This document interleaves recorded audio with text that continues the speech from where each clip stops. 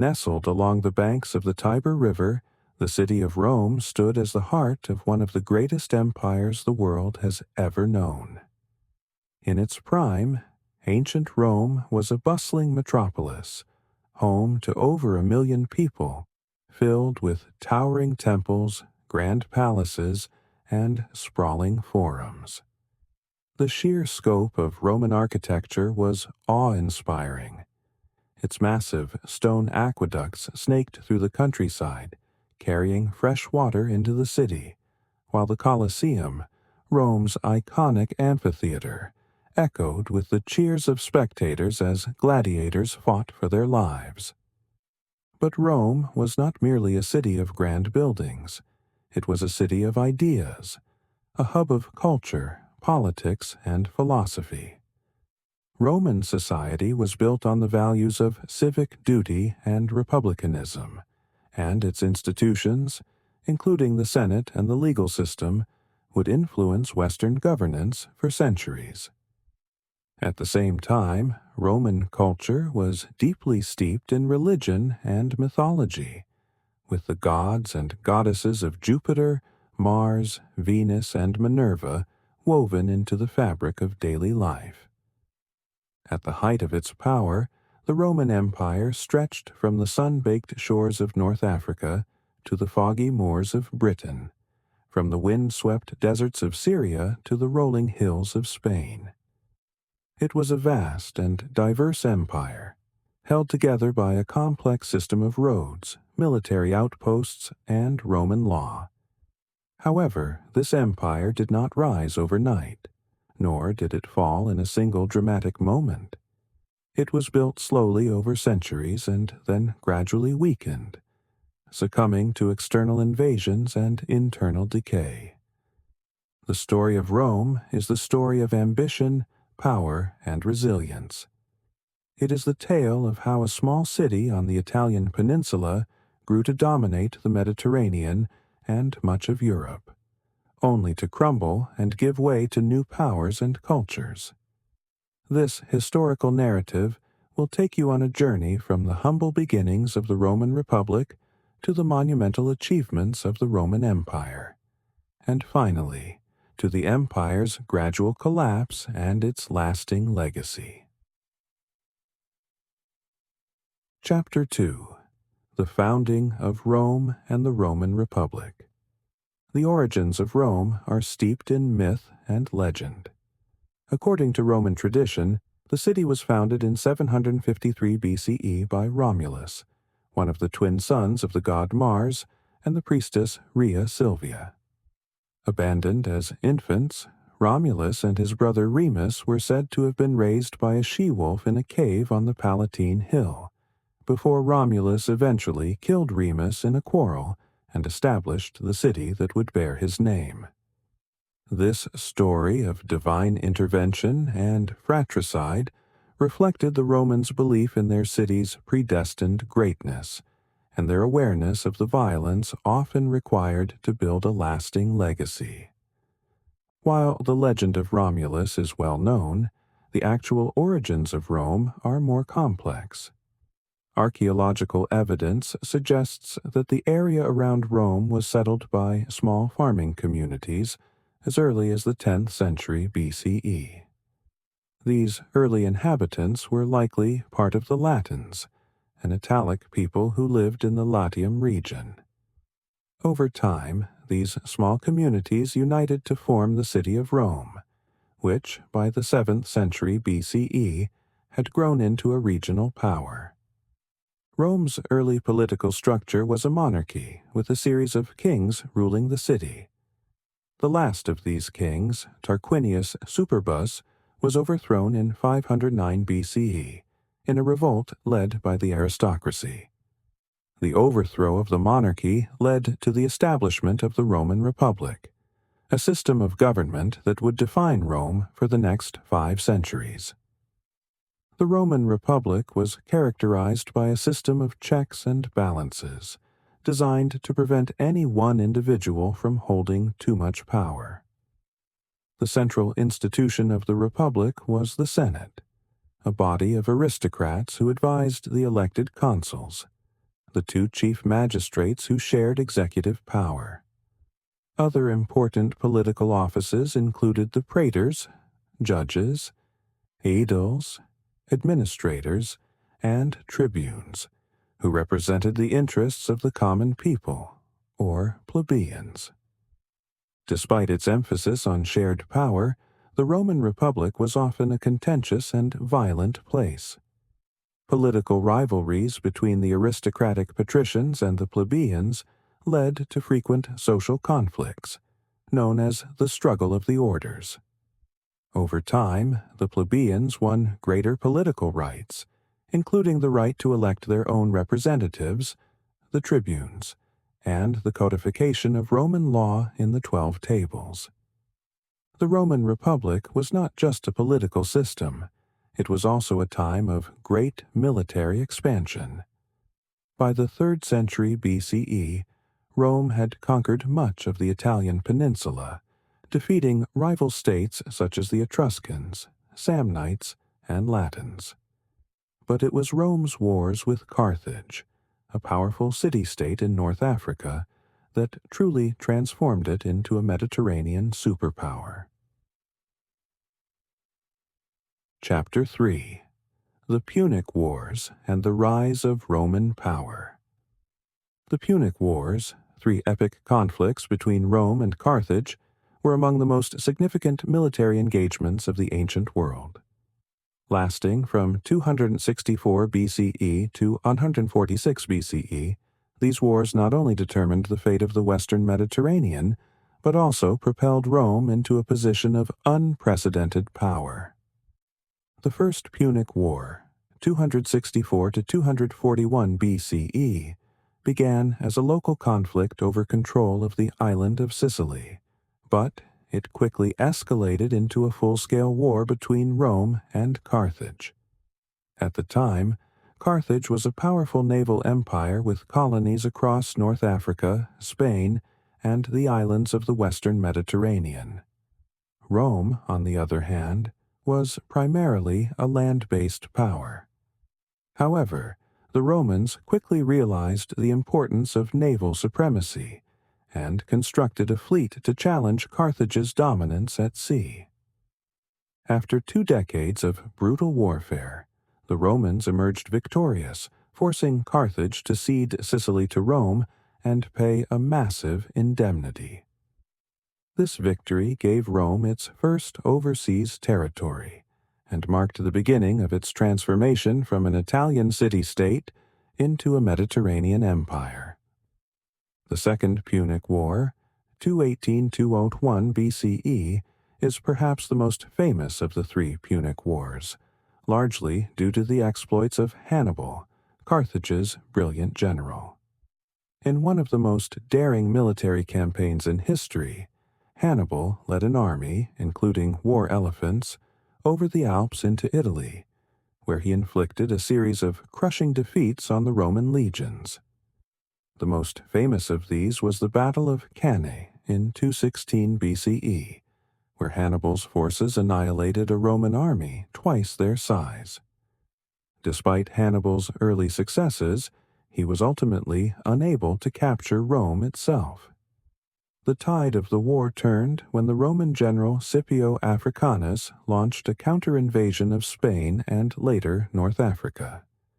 In 202 BCE, at the Battle of Zama, Scipio decisively defeated Hannibal, ending the Second Punic War. Carthage was forced to surrender its overseas territories and pay another crippling indemnity, leaving Rome as the dominant power in the Western Mediterranean. The Third Punic War, 149–146 BCE, was more of a formality than a true conflict. By this point, Carthage was a shadow of its former self, but its resurgence in trade and its attempts to defend itself from neighboring threats worried the Romans. In 146 BCE, after a brief siege, Roman forces destroyed Carthage, razing the city to the ground and enslaving its inhabitants. The Carthaginian territory in North Africa was annexed as a Roman province, and Carthage itself ceased to exist as a political entity. The destruction of Carthage marked the end of Rome's most formidable rival in the Mediterranean and secured Roman dominance over the western half of the region. However, this victory also ushered in a period of internal turmoil, as the spoils of empire brought wealth and power struggles that would eventually lead to the collapse of the Roman Republic. Chapter 4. The Fall of the Roman Republic, from Civil War to Caesar. The Roman Republic, despite its military victories and expansion, was increasingly unstable in the century following the Punic Wars. The massive influx of wealth from conquered territories, combined with the growing power of the Roman Senate, created social and political tensions that would eventually lead to civil war. One of the key factors contributing to the Republic's decline was the concentration of wealth and land in the hands of a small elite. As Rome conquered new territories, vast estates, or latifundia, were established, often at the expense of the small farmers who had formed the backbone of the Roman army. These farmers, displaced by wealthy landowners, migrated to the city of Rome, swelling the ranks of the urban poor and creating an underclass that was increasingly discontented with the existing political order. The Gracchi brothers, Tiberius and Gaius Gracchus, attempted to address these social inequalities by proposing land reforms that would redistribute public land to the poor. Tiberius, elected tribune in 133 BCE, sought to limit the size of estates and redistribute land to landless citizens. His efforts, however, were met with fierce opposition from the Senate, and he was killed in a riot orchestrated by the aristocracy. His younger brother, Gaius, continued the reform efforts a decade later, but he too met a violent end. The failure of the Gracchi reforms exposed the deep divisions within Roman society and set the stage for the rise of powerful military leaders who sought to use their armies to seize control of the state. The first of these was Gaius Marius, a general who reformed the Roman army by allowing landless citizens to enlist. In doing so, Marius created a professional army that was loyal more to its commander than to the Roman state itself. This shift in military loyalty would have profound consequences in the years to come. Marius's rival, Lucius Cornelius Sulla, took this dynamic to its logical conclusion. After defeating Marius in a civil war, Sulla marched on Rome in 82 BCE and declared himself dictator, a position that had traditionally been used only in times of extreme crisis and limited to 6 months. Sulla, however, used his dictatorial powers to purge his political enemies and restore the power of the Senate, before voluntarily stepping down in 79 BCE. Sulla's actions set a dangerous precedent, showing that military force could be used to override the constitutional order. In the decades that followed, a series of ambitious generals, including Pompey, Crassus, and Julius Caesar, would vie for power, leading to further civil wars and the eventual downfall of the Roman Republic. The most famous of these figures was Julius Caesar, a brilliant military commander who rose to prominence during the Gallic Wars.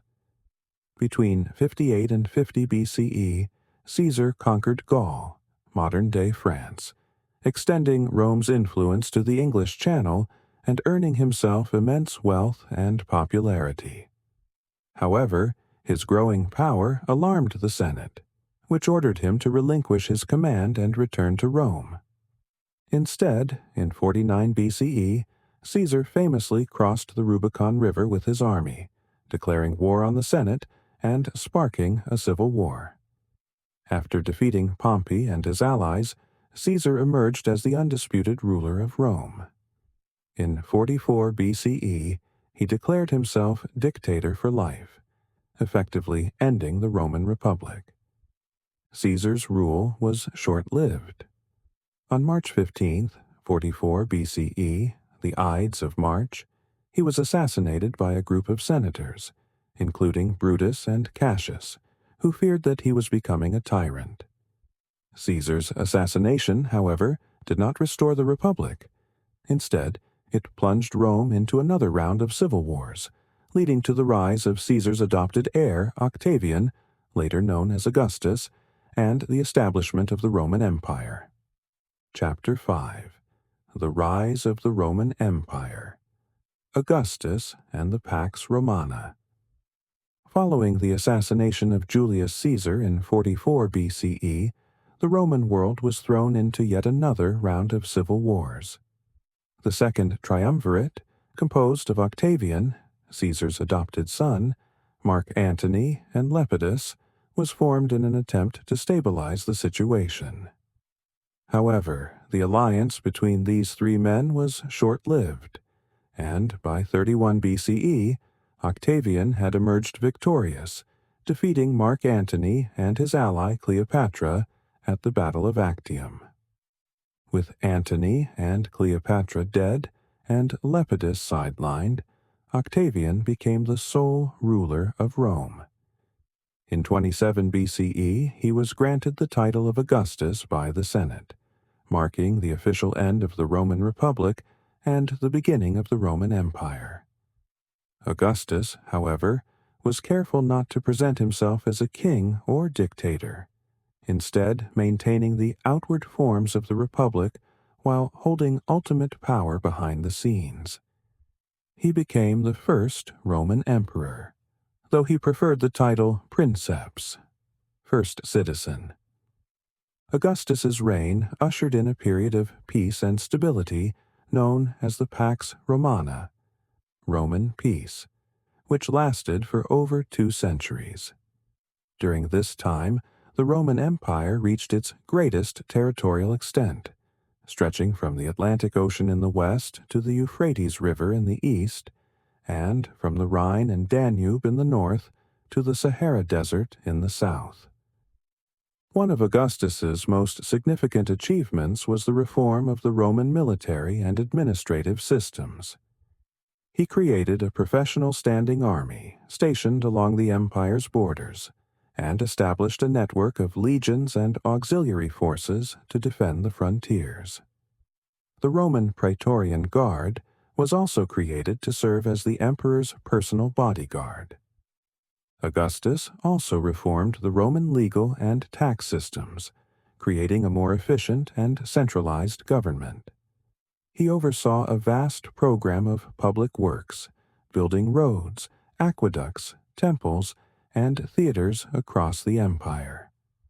His famous boast that he found Rome a city of brick and left it a city of marble reflected the transformation of the city during his reign.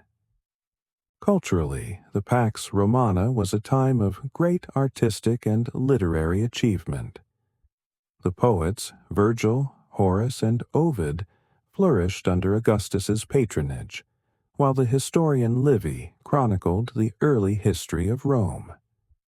The reign of Augustus also saw the rise of the imperial cult, in which the emperor was worshipped as a god, further strengthening the centralization of power. Augustus's careful management of power ensured that the Roman Empire remained stable long after his death in 14 CE. His successors, though not always as capable as he was, continued to rule through the imperial system he had created.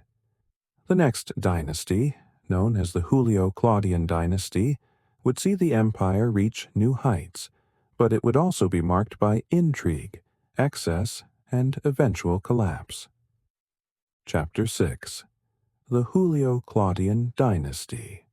Glory and Scandal. The Julio-Claudian dynasty, founded by Augustus, was the first imperial family to rule Rome, and it produced some of the most famous and infamous figures in Roman history. Spanning from 27 BCE to 68 CE, the Julio-Claudian emperors expanded the empire and consolidated its power, but they were also plagued by personal scandal, political intrigue, and eventual decline. Following Augustus's death in 14 CE, his stepson Tiberius became emperor. Tiberius was a capable ruler who continued Augustus's policies of military and administrative reform, but his reign was marked by growing paranoia and isolation. Toward the end of his rule, Tiberius retreated to the island of Capri, leaving much of the day-to-day administration of the empire to his corrupt Praetorian prefect, Sejanus. Despite these issues, Tiberius maintained stability and left the empire in good condition upon his death in 37 CE. Tiberius was succeeded by his grandnephew Caligula, who initially showed promise but quickly descended into madness and cruelty. Caligula's reign, 3741 CE, is infamous for its extravagance, debauchery, and acts of extreme violence. He declared himself a living god, built a massive palace complex, and reportedly planned to make his horse a consul. His erratic behavior alarmed the Roman elite, and in 41 CE, Caligula was assassinated by members of the Praetorian Guard. The next emperor, Claudius, was an unlikely candidate for the throne. Physically weak and considered intellectually slow by his family, Claudius had been largely ignored during the reigns of his predecessors. However, after Caligula's assassination, the Praetorian Guard declared Claudius emperor, and he quickly proved to be an effective and capable ruler. Claudius, 4154 CE, oversaw the conquest of Britain in 43 CE, extending Roman rule to the farthest reaches of the known world. He also initiated major public works projects, including the construction of new aqueducts, roads, and the port of Ostia, which improved Rome's grain supply. Claudius's reign was generally stable, but it was marred by personal scandals, particularly his troubled marriages. His fourth wife, Agrippina the Younger, is suspected of having poisoned him in 54 CE to ensure that her son, Nero, would become emperor. Nero, 5468 CE, is perhaps the most notorious of the Julio-Claudian emperors. Initially, his reign was marked by competent administration, thanks in part to the guidance of his tutor Seneca and the Praetorian prefect Burrus. However, as Nero grew older, he became increasingly erratic and tyrannical. He indulged in lavish public spectacles, such as gladiatorial games and theatrical performances, while neglecting the affairs of state. Nero's reign reached its low point with the Great Fire of Rome in 64 CE, which destroyed much of the city. Although Nero organized relief efforts and rebuilt the city, rumors spread that he had started the fire himself to clear land for his extravagant Domus Aurea, Golden House. Nero's persecution of Christians, whom he blamed for the fire, is one of the earliest recorded instances of Christian martyrdom in Rome. By 68 CE, Nero's increasingly erratic behavior had alienated the Roman elite, the Senate, and the army. Faced with rebellion, Nero fled the city and ultimately committed suicide, bringing an end to the Julio-Claudian dynasty and plunging the Roman Empire into a period of civil war known as the Year of the Four Emperors. Chapter 7. The Flavian Dynasty, Stability and Spectacle. After the chaotic Year of the Four Emperors, 69 CE, during which four different men, Galba, Otho, Vitellius, and Vespasian, vied for control of the Roman Empire, stability was finally restored by Vespasian, the founder of the Flavian dynasty. Vespasian, a seasoned military commander, brought a sense of order and pragmatism to the imperial office, ushering in a period of relative peace and prosperity. Vespasian's reign, 69-79 CE, was marked by practical governance and financial reforms aimed at restoring the empire's coffers, which had been drained by the excesses of Nero and the civil wars. One of Vespasian's most enduring legacies was his construction of the Flavian Amphitheater, better known today as the Colosseum. Built as a gift to the Roman people, the Colosseum became a symbol of Roman engineering prowess and a venue for public spectacles, including gladiatorial contests, wild animal hunts, and mock naval battles. Vespasian also strengthened the Roman military, particularly along the empire's eastern and northern frontiers. His son Titus led the Roman forces in the Jewish War, culminating in the destruction of the Second Temple in Jerusalem in 70 CE, a pivotal event that marked the end of Jewish sovereignty in the region for nearly 2 millennia.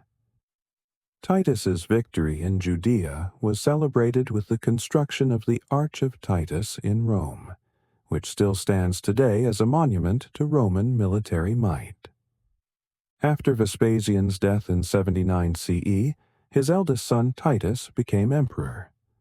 Although Titus's reign was short, 79-81 CE, it was marked by a series of natural disasters, including the eruption of Mount Vesuvius in 79 CE, which buried the cities of Pompeii and Herculaneum under volcanic ash.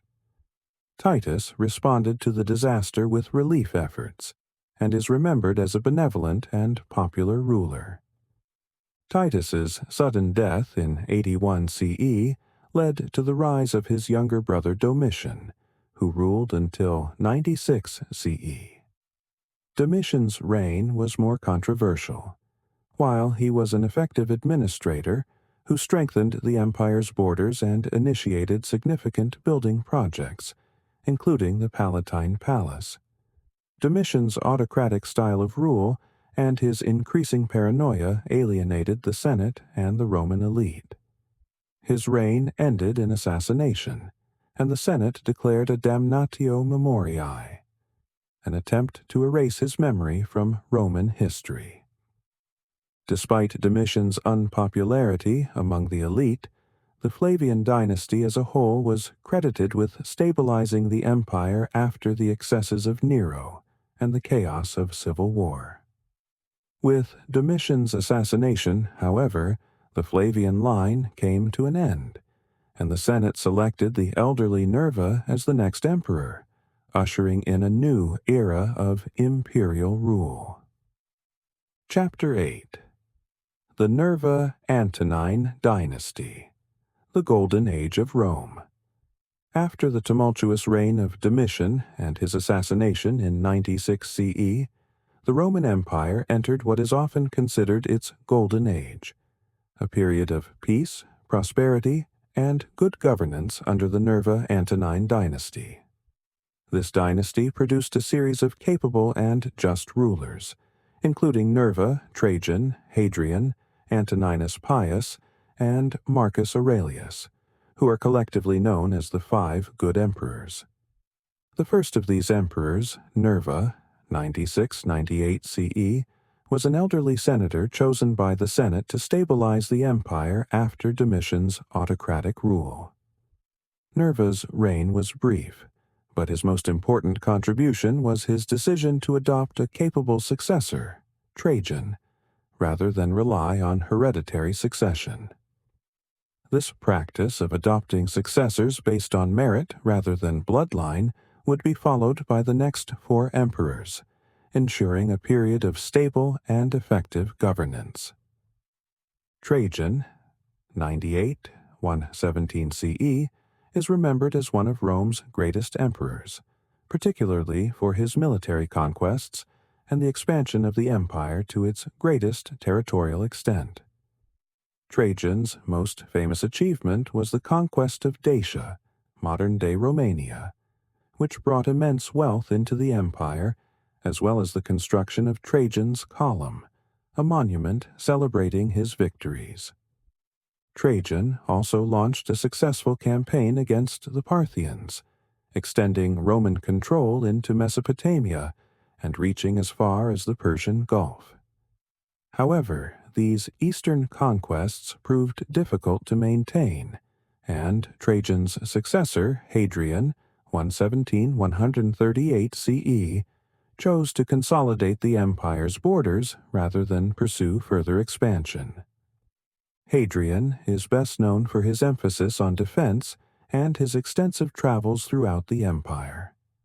He built Hadrian's Wall in Britain to protect Roman territory from the northern tribes and undertook numerous building projects, including the reconstruction of Athens and the construction of the Pantheon in Rome. Hadrian was also a lover of Greek culture, and his reign is often seen as a period of cultural flourishing. Following Hadrian's death, his adopted son Antoninus Pius, 138–161 CE, became emperor. Antoninus's reign was marked by peace and stability, with few military conflicts. He focused on internal reforms, particularly in the areas of law and administration, and his reign is remembered as one of the most peaceful periods in Roman history. The last of the 5 good emperors, Marcus Aurelius, 161–180 CE, was both a philosopher and a warrior. His meditations, written during his military campaigns, reflect his Stoic philosophy and are considered one of the great works of ancient thought. However, his reign was also marked by continuous warfare, particularly along the empire's northern frontiers, where he fought the Germanic tribes. While Marcus Aurelius is often remembered as a wise and just ruler, his decision to appoint his son Commodus as his successor would have disastrous consequences for the empire. Chapter 9. The Decline Begins. Commodus, Crisis, and the Severan Dynasty. The death of Marcus Aurelius in 180 CE marked the end of the Pax Romana and the beginning of a slow but steady decline in the Roman Empire's stability. His son Commodus, 180–192 CE, succeeded him, but unlike his father, Commodus was a self-indulgent and erratic ruler, whose reign plunged Rome into chaos.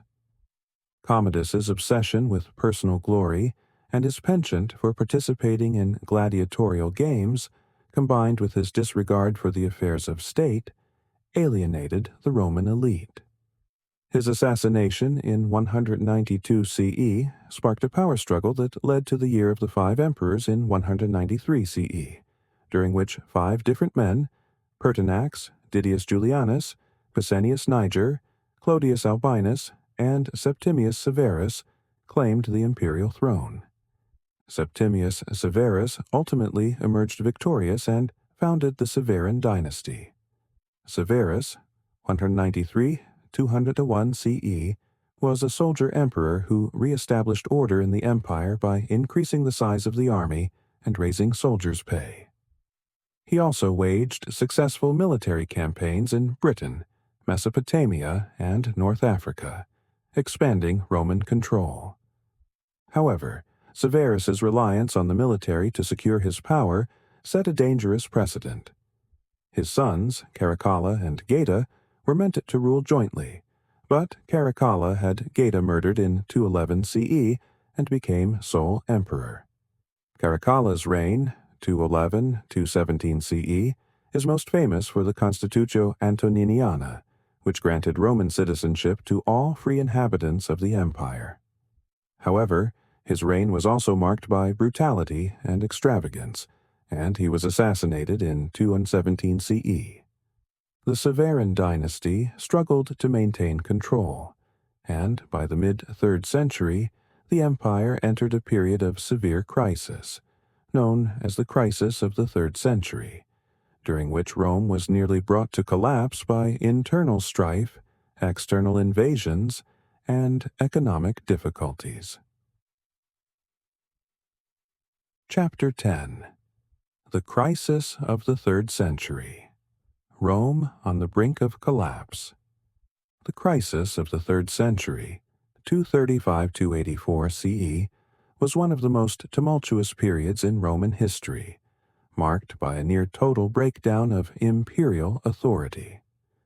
Over the course of 50 years, the Roman Empire was ruled by more than 20 different emperors, many of whom were military commanders who seized power through force.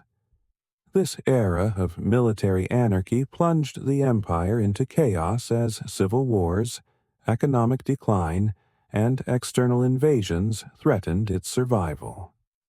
The crisis began with the assassination of Severus Alexander in 235 CE, and the rise of the so-called barracks emperors, who were often installed by the army and quickly overthrown.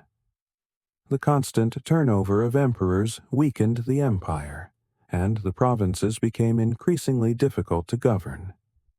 At the same time, external threats from Germanic tribes, the Persians, and other invaders put immense pressure on the empire's borders.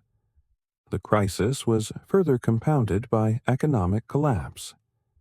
The debasement of Roman currency, initiated by emperors who sought to fund their military campaigns, led to rampant inflation and a breakdown in trade. The empire's infrastructure deteriorated, and its ability to collect taxes and maintain public order diminished. Despite the turmoil, a few emperors, such as Aurelian, 270–275 CE, managed to temporarily stabilize the empire. Aurelian reunited the empire after it had fractured into several breakaway states, including the Gallic Empire in the west and the Palmyrene Empire in the east. His military successes earned him the title Restorer of the World, but his reign was cut short by assassination. The crisis finally began to subside with the rise of Diocletian in 284 CE.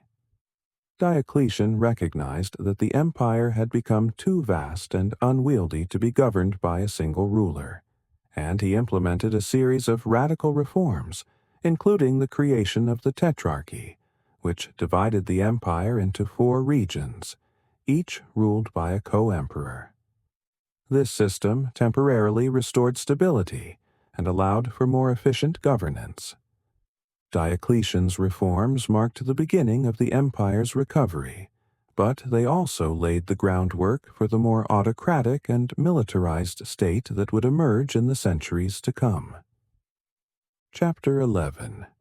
Diocletian and the Tetrarchy. Rebuilding the Empire. Diocletian, 284–305 CE, is often credited with saving the Roman Empire from collapse through his bold and innovative reforms. Faced with the internal chaos and external threats that had nearly destroyed the empire, Diocletian reorganized the state and its military, setting the stage for the empire's eventual recovery. The most significant of Diocletian's reforms was the establishment of the Tetrarchy, a system of rule in which the empire was divided into 4 parts, each governed by a co-emperor. Diocletian himself ruled the eastern half of the empire, while his trusted colleague Maximian governed the west. 2 junior emperors, or Caesars, were appointed to assist them: Galerius in the east and Constantius Chlorus in the west. The Tetrarchy was designed to prevent the concentration of power in the hands of a single individual and to ensure a smoother succession process. It also allowed the empire to respond more effectively to the diverse challenges it faced across its vast territories. While Diocletian's system worked well during his reign, it would prove unsustainable after his abdication in 305 CE. In addition to the Tetrarchy, Diocletian undertook significant military and economic reforms. He expanded the size of the Roman army, reorganized its command structure, and strengthened the empire's borders with new fortifications. Diocletian also introduced a new tax system based on land and population, which helped stabilize the empire's finances. One of Diocletian's most infamous policies was the Great Persecution of Christians, which began in 303 CE. Diocletian saw Christianity as a threat to the unity of the empire, and he ordered the destruction of churches, the burning of Christian scriptures, and the execution of Christians who refused to renounce their faith. However, the persecution ultimately failed to stamp out Christianity, and the faith continued to grow, especially after Diocletian's retirement. Diocletian's reforms temporarily stabilized the empire, but his decision to abdicate in 305 CE and retire to his palace in Split left the empire vulnerable to new power struggles. The tetrarchic system quickly broke down, and the empire was once again plunged into civil war. Chapter 12. Constantine the Great, Reunification and the Rise of Christianity. The civil wars that followed Diocletian's abdication were eventually resolved by one of Rome's most famous and transformative emperors, Constantine the Great, 306 or 337 CE. Constantine not only reunified the empire after years of division and conflict, but he also embraced Christianity, marking the beginning of the Roman Empire's transition from a pagan state to a Christian one. Constantine's rise to power was marked by a series of military victories, the most famous of which was the Battle of the Milvian Bridge in 312 CE, where he defeated his rival Maxentius. Before the battle, Constantine reportedly had a vision of a cross of light in the sky, accompanied by the words, "In hoc signo vinces," "In this sign you will conquer." Interpreting this vision as a sign from the Christian God, Constantine adopted the Chi Rho symbol as his battle standard and won a decisive victory. Following his victory, Constantine issued the Edict of Milan in 313 CE, which granted religious tolerance to Christians and allowed them to practice their faith openly. This was a major turning point for Christianity, which had previously been persecuted by Roman authorities. Under Constantine's patronage, Christianity flourished, and the emperor himself converted to the faith, though the exact timing and nature of his conversion remain subjects of debate among historians. Constantine's reign was also marked by significant administrative and military reforms. He reorganized the Roman army, restructured the imperial bureaucracy, and introduced a new gold coin, the solidus, which helped stabilize the empire's economy.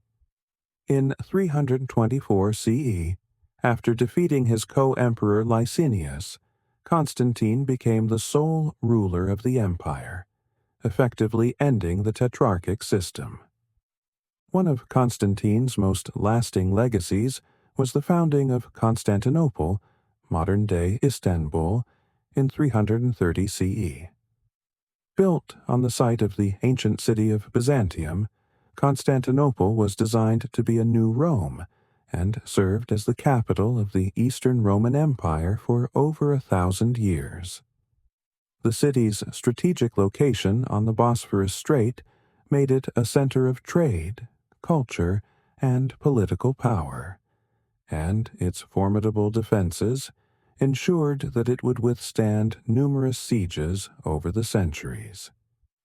Constantine also played a key role in shaping the future of Christianity by convening the Council of Nicaea in 325 CE, which sought to resolve theological disputes within the Christian Church. The Nicene Creed, formulated at the council, established the doctrine of the Trinity and became a cornerstone of Christian theology. Constantine's reign marked the beginning of a new era for the Roman Empire, one in which Christianity would become increasingly intertwined with the imperial state. His legacy as the first Christian emperor and the founder of Constantinople ensured that his impact on Roman and world history would be profound and enduring. Chapter 13. The Decline of the Western Roman Empire. Barbarians at the Gates. While Constantine's reign brought stability and growth to the Roman Empire, the seeds of decline were already sown, particularly in the Western Roman Empire. By the 4th century, the western half of the empire faced mounting internal weaknesses and external pressures, which would eventually lead to its collapse in 476 CE. One of the most significant challenges to the Western Roman Empire was the increasing pressure from barbarian tribes along its borders. The movement of the Huns into Eastern Europe in the late 4th century forced many Germanic tribes, such as the Goths, Vandals, and Franks, to seek refuge within the Roman Empire's borders. In 376 CE, the Visigoths were allowed to settle within the empire, but mistreatment by Roman officials led to a rebellion. The Battle of Adrianople in 378 CE, where the Roman Emperor Valens was killed by the Visigoths, marked a turning point in the empire's ability to defend itself. The sack of Rome in 410 CE by the Visigoth king Alaric was a traumatic event that shocked the Roman world. Although Rome was no longer the empire's political capital, it remained a symbol of Roman civilization, and its sack by a barbarian army marked the beginning of the end for the Western Roman Empire. The loss of North Africa to the Vandals in 429 CE further weakened the empire. North Africa had been one of the empire's richest provinces, providing much of the grain that fed the city of Rome. The Vandal sack of Rome in 455 CE was even more destructive than the Visigoth sack, and it highlighted the empire's inability to defend its own capital. The rise of Attila the Hun in the mid-5th century posed another grave threat to the Western Roman Empire. Attila's invasions of Gaul and Italy were only repelled through a combination of military resistance and diplomacy, including an extraordinary meeting between Attila and Pope Leo I, which convinced the Huns to withdraw from Italy in 452 CE. By 476 CE, the Western Roman Empire had been reduced to a patchwork of territories ruled by various barbarian kings, with the Roman emperor in Ravenna holding little real power. The deposition of the last Roman emperor, Romulus Augustulus, by the Germanic chieftain Odoacer in 476 CE, marked the formal end of the Western Roman Empire.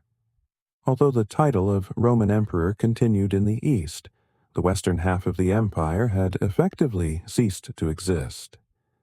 The fall of the Western Roman Empire was a complex process, driven by internal decay, economic collapse, and external pressures.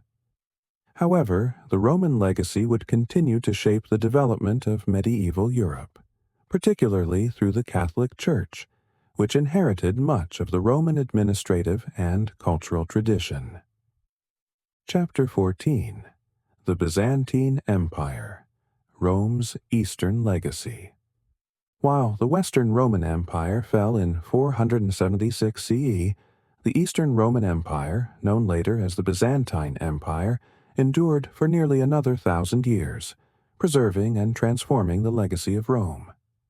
Centered on Constantinople, the Byzantine Empire carried forward Roman traditions in law, administration, and culture, while adapting to new challenges.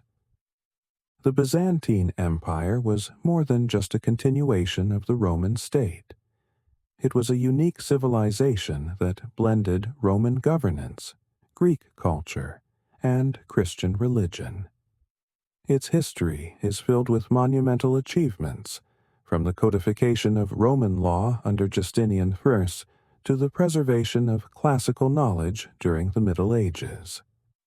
One of the most famous Byzantine emperors was Justinian I's 527–565 CE, whose reign marked a high point in the empire's history. Justinian sought to restore the glory of the Roman Empire by reclaiming lost territories in the West and strengthening the empire's legal and administrative systems. His military campaigns, led by his general Belisarius, successfully reconquered parts of North Africa, Italy, and Spain. Justinian is also remembered for his legal reforms, particularly the creation of the Corpus Juris Civilis, or Justinian Code, which preserved Roman law and influenced legal systems across Europe for centuries. His reign saw the construction of the magnificent Hagia Sophia, one of the greatest architectural achievements of the ancient world, and a symbol of Byzantine religious and cultural power. Despite its achievements, the Byzantine Empire faced constant external threats, particularly from the Persians, the Arabs, and later the Ottoman Turks. The rise of Islam in the 7th century led to the loss of the empire's eastern provinces, including Syria and Egypt. But Constantinople's formidable defenses and strategic location allowed the Byzantine Empire to survive. The iconoclast controversy of the 8th and 9th centuries, which pitted those who opposed religious icons against those who venerated them, deeply divided Byzantine society. However, the eventual triumph of the iconodules, supporters of icons, in 843 CE marked the end of this internal conflict and the strengthening of Orthodox Christianity. The Macedonian Renaissance of the 9th and 10th centuries saw a revival of Byzantine cultural and military power, with emperors like Basil II expanding the empire's borders and overseeing a flourishing of art, literature, and scholarship. The Byzantine Empire also played a critical role in the spread of Eastern Orthodox Christianity to Russia and the Balkans, shaping the religious and cultural development of Eastern Europe. However, the empire's fortunes began to decline in the 11th century, particularly after the catastrophic Battle of Manzikert in 1071 CE, where the Byzantine army was defeated by the Seljuk Turks, leading to the loss of much of Anatolia. The empire's weakened state made it increasingly vulnerable to both internal strife and external invasions. Chapter 15. The Decline and Fall of the Byzantine Empire. The Byzantine Empire, once the beacon of Roman civilization in the East, faced centuries of both brilliance and decline after the reign of the Macedonian dynasty. By the time the empire reached its final centuries, it was a shadow of its former self, struggling to maintain its territory, influence, and prestige. The empire's long fall was characterized by military defeats, religious schisms, internal political strife, and external threats from both Christian Europe and the Islamic world. The Fourth Crusade, 1202–1204 CE, dealt a devastating blow to the Byzantine Empire. Originally intended to reclaim Jerusalem from Muslim control, the crusade was diverted to Constantinople, where the Crusaders, led by Venetian interests, sacked the city in 1204 CE. This sack was one of the most destructive events in Byzantine history, and it led to the establishment of the short-lived Latin Empire of Constantinople. Although the Byzantines recaptured their capital in 1261 CE under Michael VIII Palaiologos, the empire was irreparably weakened. In the 14th and 15th centuries, the Ottoman Turks rose to power, steadily encroaching on Byzantine territory. By the mid-15th century, the Byzantine Empire had been reduced to little more than the city of Constantinople and its surrounding territories. In 1453 CE, Sultan Mehmed II, Mehmed the Conqueror, launched a full-scale assault on Constantinople, using massive cannons to breach the city's walls. After a 2-month siege, Constantinople fell on May 29, 1453, marking the end of the Byzantine Empire. The fall of Constantinople was a turning point in world history. It marked the final eclipse of the Roman Empire, but it also signaled the rise of the Ottoman Empire as a dominant power in the eastern Mediterranean. Constantinople was renamed Istanbul and became the capital of the Ottoman Empire, a role it would maintain for centuries. Despite its fall, the Byzantine Empire's influence endured. Byzantine law, art, and religious traditions shaped the development of Eastern Orthodox Christianity, particularly in Russia and the Balkans. The Justinian Code influenced legal systems in Europe, and Byzantine scholars played a crucial role in preserving and transmitting classical Greek and Roman knowledge to the Renaissance. Chapter 16. The Enduring Legacy of Rome. Influence on the Modern World. The Roman Empire, both in the West and in the East, may have fallen centuries ago, but its influence has endured across millennia, shaping the foundations of the modern world. From government and law to architecture, language, and religion, the legacy of Rome is woven into the fabric of Western civilization and beyond. Even after the collapse of the Western Roman Empire in 476 CE and the fall of Constantinople in 1453 CE, the achievements of Rome and its Byzantine successor continued to resonate through history. This final chapter will explore the many ways in which the legacy of Rome endures today, touching on its contributions to law, governance, culture, and religion, and examining how the Roman and Byzantine empires laid the groundwork for much of the modern world. Roman law, the foundation of Western legal systems. One of the most enduring legacies of Rome is its contribution to legal thought. Roman law, particularly as codified under Justinian in the Corpus Juris Civilis, body of civil law, has profoundly influenced the legal systems of many modern nations. The Justinian Code, created in the 6th century, was a comprehensive compilation of centuries of Roman legal principles, statutes, and interpretations. It became the foundation for legal thought in the Byzantine Empire, and later formed the basis of many European legal systems during the Middle Ages and Renaissance. In particular, the civil law tradition, which is based on written legal codes, draws directly from Roman law. Countries such as France, Germany, Italy, and Spain developed legal systems heavily influenced by Roman legal principles.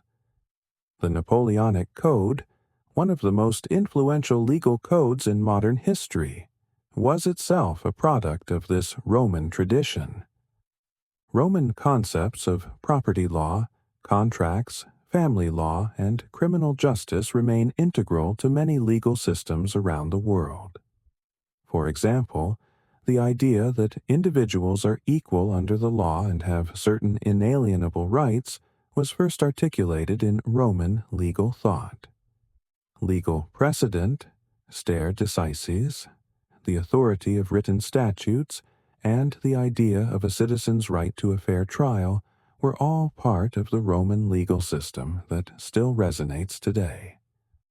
Republican government, the Roman model of democracy. The Roman Republic, which lasted from 509 BCE to 27 BCE, provided the template for many of the modern concepts of republican government and democratic institutions.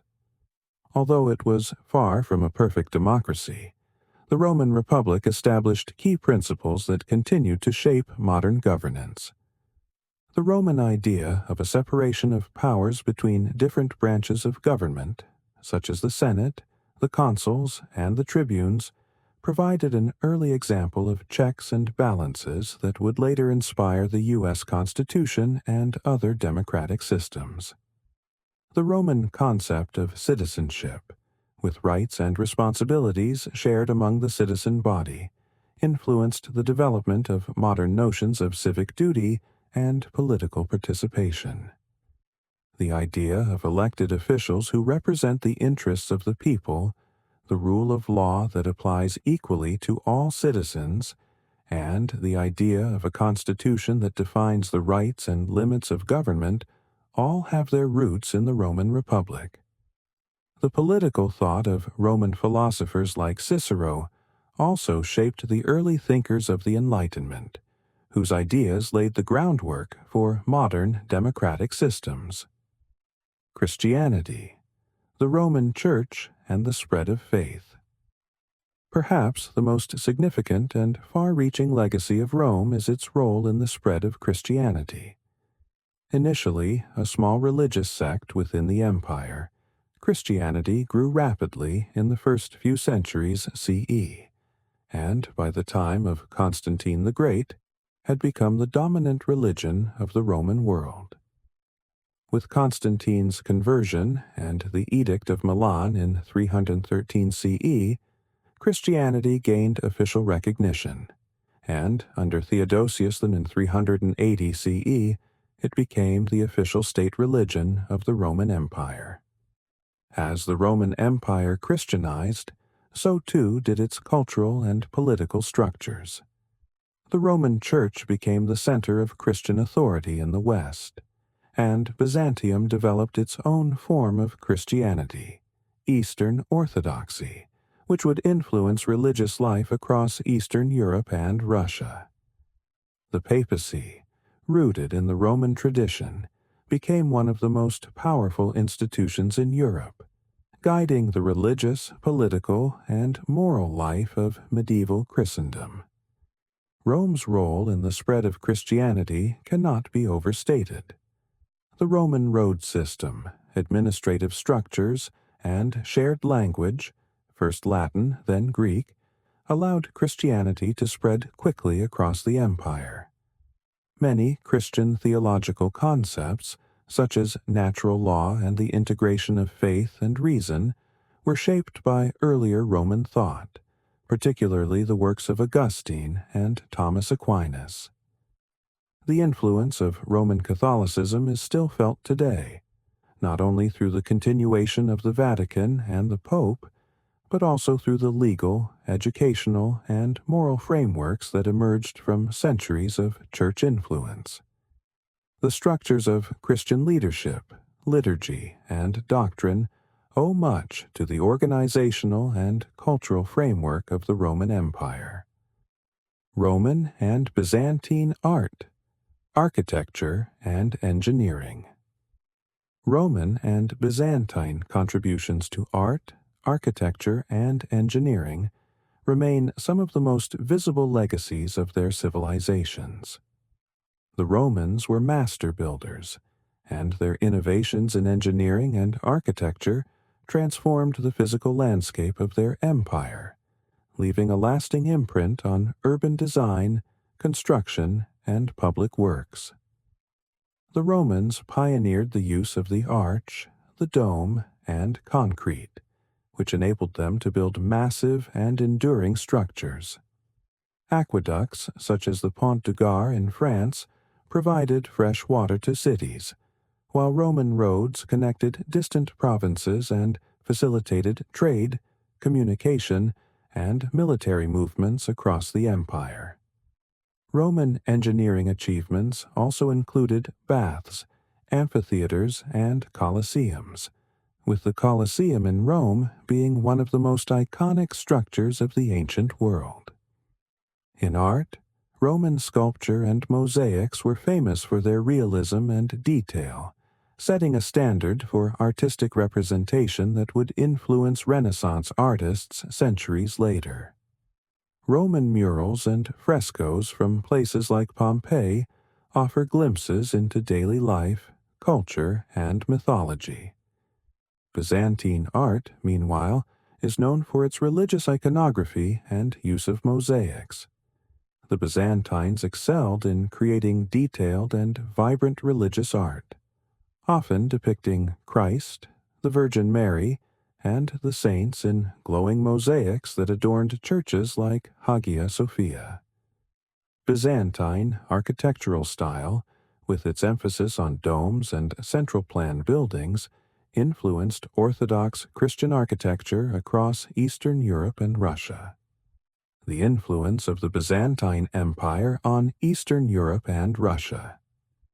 Though the Western Roman Empire collapsed in 476 CE, the Byzantine Empire preserved Roman traditions for nearly 1,000 more years, particularly in the realms of law, art, and religion. The Byzantine influence spread far beyond the borders of Constantinople, particularly to the Slavic peoples of Eastern Europe and Russia. One of the most significant legacies of Byzantium was its influence on the development of Eastern Orthodox Christianity. The conversion of Kievan Rus to Christianity in the late 10th century, under Prince Vladimir, was a direct result of Byzantine missionary efforts.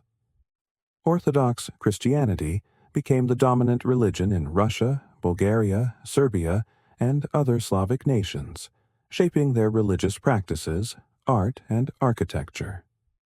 Byzantine culture also influenced the legal systems and political structures of Eastern Europe. The idea of the Orthodox Christian emperor, derived from the Byzantine model, persisted in Russia, where the czars, from the Roman word Caesar, claimed to be the spiritual and political heirs of the Byzantine emperors. Language and literature. The legacy of Latin and Greek. The Latin language, spread by the Romans across Europe, has had a profound impact on the development of modern languages. Italian, French, Spanish, Portuguese, and Romanian are all Romance languages, directly descended from Latin. Even in countries where Latin was not the root of the native language, such as England and Germany, Latin was long used as the language of scholarship, law, and religion. Latin's influence is still seen today in legal, medical, and scientific terminology.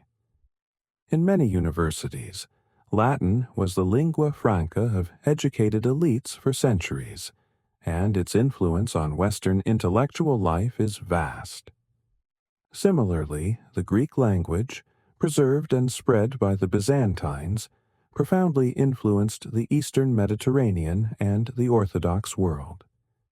Many of the foundational texts of Western philosophy, science, and mathematics, from Aristotle to Euclid, were preserved in Greek and later translated into Arabic and Latin, shaping the Renaissance and the scientific revolution. Rome's everlasting impact on the world. The legacy of the Roman Empire and its eastern continuation, the Byzantine Empire, is incalculable. From the laws we follow, to the governments we live under, to the churches that still stand in cities around the world, Rome's influence continues to shape the modern world. The principles of law, republicanism, and civic duty that emerged in the Roman Republic laid the groundwork for the democratic systems we value today. The Christian religion, spread by the infrastructure and authority of Rome, remains one of the world's major faiths, its beliefs and practices tied to the legacy of Roman emperors like Constantine. Rome's fall may have marked the end of an empire, but it was also the beginning of a new chapter in human history, where Roman and Byzantine traditions were passed down, transformed, and reborn in different contexts, from the courts of medieval kings to the republics of the modern era. The roads, laws, languages, and institutions that Rome built still guide and connect us today, proving that the spirit of Rome lives on, not just in memory, but in the very foundations of our world.